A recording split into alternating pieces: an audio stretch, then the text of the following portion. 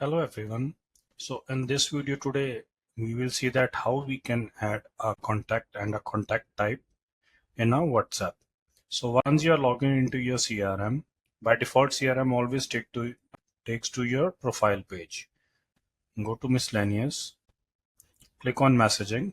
Messaging is nothing, it's just a WhatsApp. Now once you click on a messaging, it will open this window here. On the very top, there's a section for contacts. So under contacts, we have two subtypes, contact list and contact types.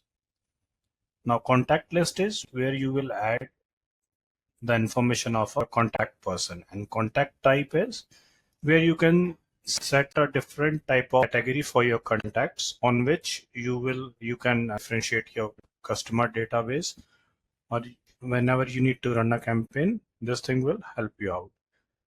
So let's first create a contact type. So for contact type, we need to click on contact types, click on new. Here we can enter the name of a contact type on basis of a marketing or a customer type. Let's suppose I'm putting the contact type B2C and I will save it.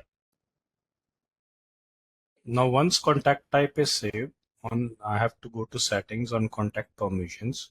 For each contact type, we have to assign a permission to the user.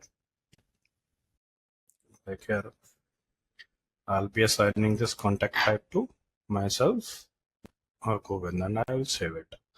Now the contact type has been saved and it has been assigned to user. This means that the user, Govind, will be able to see this particular contact type. Now let's go to contacts. So here in the contact list, now I have to click on a new icon. On here top, I need to select the contact type. So I will select B2C. Let's create a contact name. Email address is not mandatory.